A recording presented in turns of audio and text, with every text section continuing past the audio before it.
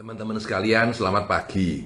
Kali ini review saya tentang The 3-Minute Coach. The 3-Minute Coach by Mamoru Itoh. Nah, 3-Minute Coach ini buku yang keren menurut saya. Karena buku ini walaupun kecil dan tipis ya, tapi dalamnya sangat bermanfaat, sangat bermanfaat. Sebagian dari materi buku ini saya jadikan materi seminar ketika saya berbicara tentang quick coaching atau leaders as coach. Jadi bagaimana seorang pemimpin harus berperilaku sebagai coach. Kalau Anda adalah seorang coach yang memang berpengalaman sebagai coach, berpekerjaan sebagai coach, ya tentu itu coach gitu ya. Tapi sebagai seorang leader, sebagai seorang pemimpin, sebagai seorang supervisor, Anda harus bisa berperilaku sebagai coach. Tapi kalau Anda belajar coaching, lalu Anda panggil anak buah Anda coaching selama 1 jam, tidak tepat gitu, tidak tepat ya, karena Anda bukan coach yang profesional. Maka buku ini akan menjadi buku yang paling menarik. Kalau saya ringkas dalam 1 kalimat saja, maka esensi dari buku The 3-Minute Coach ini adalah bagaimana kita bisa meng-coach direct anak buah kita ya, dengan cara setiap hari ngobrol 3 menit dengan mereka, dengan setiap orang setiap hari ya, mungkin 5-10 karyawan kita setiap hari 3 menit, maka itu akan membuat performan anak buah kita menjadi jauh lebih bagus dan jauh lebih successful. Nah, buku ini dimulai dengan sebuah pemikiran ya. Dia bilang bahwa ini yang menarik ya. Yang menarik, bentar, saya ambil dulu. Bahwa fakta bahwa kita itu sering sekali tidak memperhatikan anak kita, anak buah kita. Tetapi fakta bahwa kita mau tik 3 menit saja waktu buat anak buah kita, itu akan membuat mereka merasa dihargai. Itu akan membuat mereka merasa dihargai ya. Nah, kita punya 2 tipe waktu, dia bilang ya. Waktu kita untuk berbicara dengan direct report kita ya, dan membuat sebuah relevant conversation ya, relevant conversation yang bisa membuat mereka menjadi sangat berharga dan sangat dihargai dan mampu bekerja dengan lebih baik. Nah, nih ya, saya bikin ceritain dulu, baru nanti kita bicara detailnya ya. The 3-Minute Coaching creates a platform for communication. Jadi gini, bayangkan Anda pergi ke stasiun kereta api, ya. Anda pergi ke stasiun kereta api, lalu Anda ketemu dengan anak buah Anda yang dari kantor luar kota satunya. Mas, gimana mas? Oh iya pak, ya pak, aku sedang mau naik kereta api ke Semarang loh. Ada apa? Oh iya, aku mau ketemu menteri ini karena aku harus menawarkan satu produk yang mahal gitu misalkan. Tiba-tiba Anda bilang, loh mas. Kalau menteri itu dulu aku kenal loh mas, dulu pernah ketemu aku beberapa kali. Nanti kalau kamu pergi ke Semarang sana ketemu dia, bilang Pak San pesen salam ya. Dan coba push supaya bisa berhasil. Nanti kalau ada kesulitan, telepon aku ya mas ya. Nanti aku bantu untuk ngomong. Ini contoh conversation pendek 3 menit atau 2 menit di stasiun kereta api dengan anak buah Anda bagian luar kota. Dan yang menarik adalah conversation pendek itu bermanfaat atau tidak. Daripada sekitar, hai, lalu nggak ngobrol. Sangat bermanfaat. Jadi, Mamoru Itoh ini adalah seorang Jepang. Coach number 1. Dia punya company namanya Coach A gitu ya. Yang sangat besar, terbesar di Jepang. Dan dia melakukan riset ketika dia di kantornya mengajak anak buah direct reportnya. Tiap hari 5 menit ngobrol. Dalam waktu 3 bulan, dan setelah 3 bulan ternyata performa anak buahnya naik ya, semua pekerjaan lebih jelas ya, meeting jadi lebih pendek, engagementnya naik, dan semua orang jadi lebih bagus dalam bekerja. Nah, dia mengurangi waktu 5 menit itu menjadi 3 menit. Dan dia bilang ternyata dengan 3 menit saja orang itu sudah mampu mencapai hasil yang bagus. Nah, dia bilang ini menarik ya. Tunjukkan, ini coret-coret saya ya.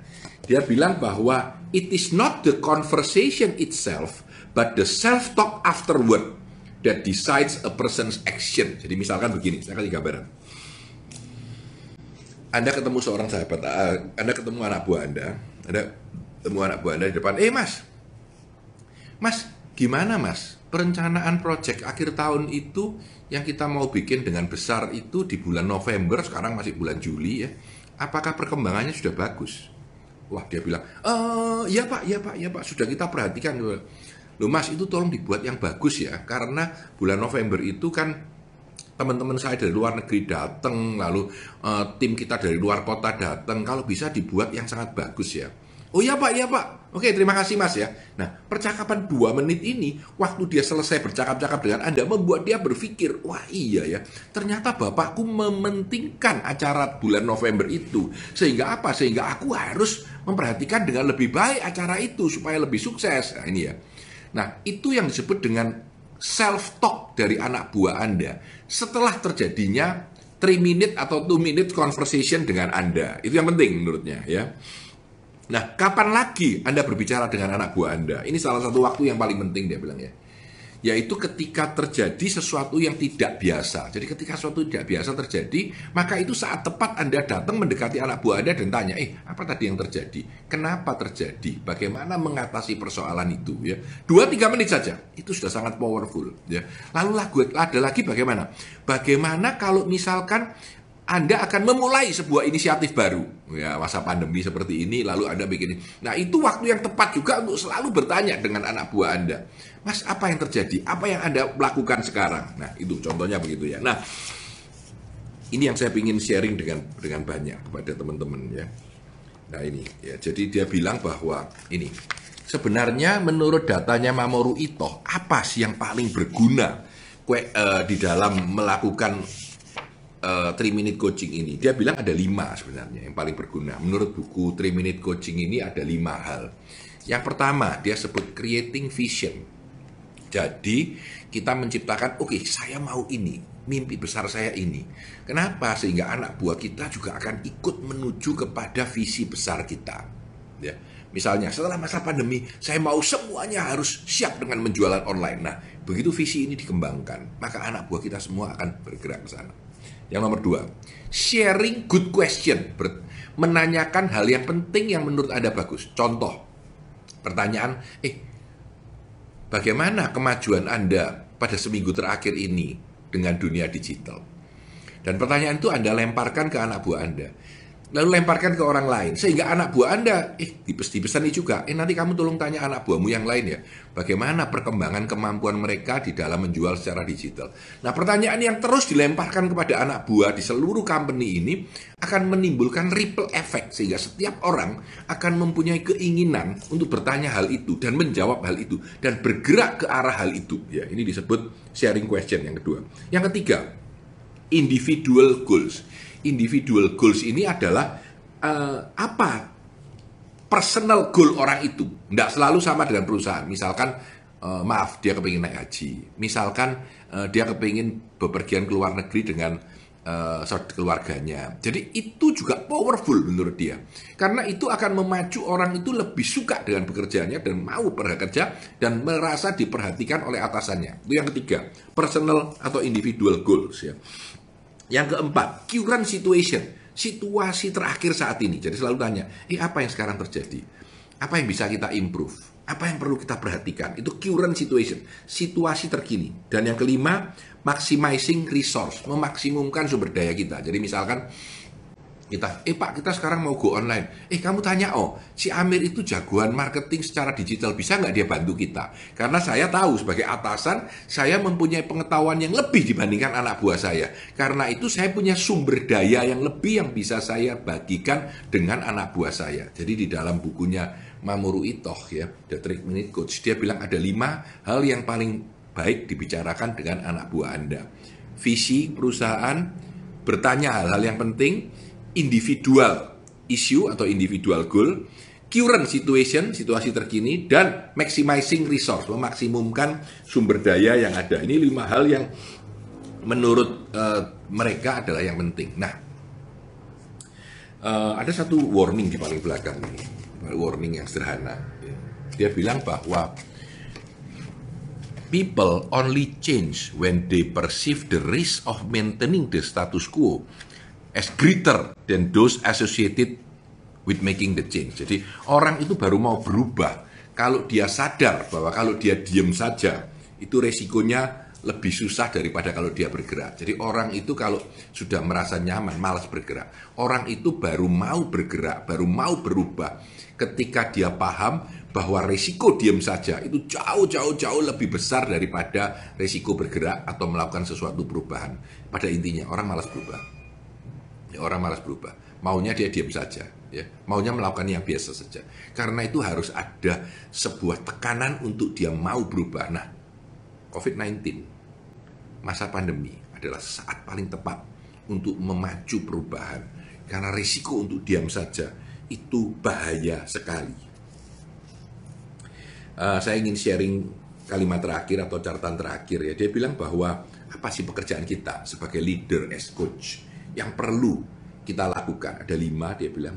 Schedule control and time management, melihat kontrol terhadap perilaku orang dengan waktunya. 2, strategi planning, merencanakan strategi berikutnya. 3, risk management, mengakses risiko-risiko yang bisa terjadi.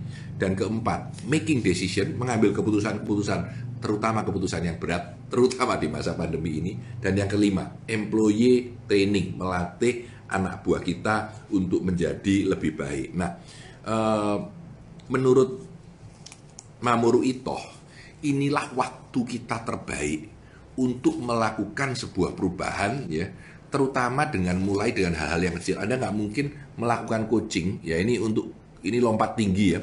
Nggak mungkin Anda belajar coaching lalu melakukan coaching secara profesional kalau Anda tidak mengalami latihan yang dalam. Nah, kita biasanya tidak sadar itu. Begitu kita bisa coaching, ikut training coaching 3 hari atau 4 hari atau 5 hari, tiba-tiba anak buah kita panggil, kita bilangin untuk melakukan, ayo kita coaching Anda, padahal Anda tidak punya pengalaman. Maka 3-minute coach atau coaching 3 menit ini membantu Anda untuk memulai proses coaching itu. Dan simple, jangan mikirkan dulu mau apa. Yang penting lakukan sebuah conversation atau percakapan selama 2-3 menit dengan direct report Anda setiap hari. Ya. Pak, saya tidak bisa ketemu orang, sekarang masa pandemi. Nah, gunakan handphone.